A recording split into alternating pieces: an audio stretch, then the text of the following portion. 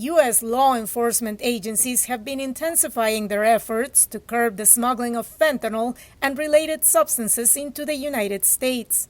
The synthetic opioid is about 100 times more potent than morphine in relieving pain, and just a couple of milligrams could be lethal. The White House and the DEA worked together to release a class ban in 2019 that banned all fentanyl and fentanyl-like substances. China actually agreed to ban all export of fentanyl-like substances in the same ban. But the sale of precursors, the substances used to illegally manufacture fentanyl, is still thriving online. VOA searched for the chemical's numeric identifiers online. Up popped mainstream websites, including the open audio platform SoundCloud, where alleged suppliers of the drugs posted their contact information. Through text messages, we gained insight into how the alleged illicit vendors operate.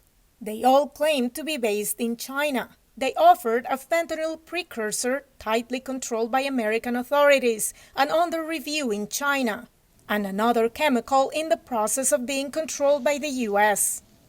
Some said their preferred distribution route was through the United States, where they claimed they had warehouses. Delivering the packages directly to the U.S. could take up to 3 weeks. Prices started at $100 per kilogram, and some accepted Bitcoin. To avoid detection, shipments, they explained, are sometimes labeled as cat food. Fentanyl precursors, other synthetic drugs are being shipped through freight forwarders or being shipped through brokers. So when you're looking at the actual bill of lading, when you're looking at the trade data associated with an illicit shipment, it might not even say X Chinese company that manufactured it. VOA couldn't independently verify the claims made by the alleged illicit vendors or the nature of the chemicals they offered. For consumers, fentanyl use can be risky. More than 75,000 fatal overdoses involving fentanyl and other synthetic opioids were reported in 2022, according to provisional data from the CDC's National Center for Health Statistics. If you go to the proper authorities that are producing these for legitimate purposes, that nomenclature, those numbers, those details will be very carefully assigned to the correct chemical.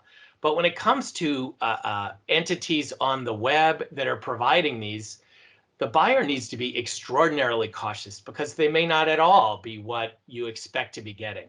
Chinese authorities in Washington replied to VOA's request for comment in writing, emphasizing, quote, that China adopts strict measures to regulate precursor chemicals. According to spokesperson Liu Pengyu, China has a licensing and verification system for all scheduled chemicals. And in 2021, it arrested more than 8,000 suspected online traffickers.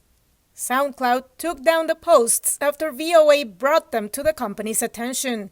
But experts say it's a constant problem. I think law enforcement needs to do something that they haven't done in the past, which is share specific tactical intelligence in short order. We can't expect, whether it be the social media companies or financial institutions, to develop this intelligence in quick order when the U.S. government is having difficulty itself in doing it. Dr. Rahul Gupta, the National Drug Control Policy Director at the White House, said the Biden administration is working with social media companies within the United States and across the globe to crack down on drug traffickers. We're taking the fight to the traffickers and the manufacturers and shippers by having a commercial disruption frame. What that means is we're going across, mapping out the entire supply chain of synthetics and addressing specific areas that we think will have us the biggest yield.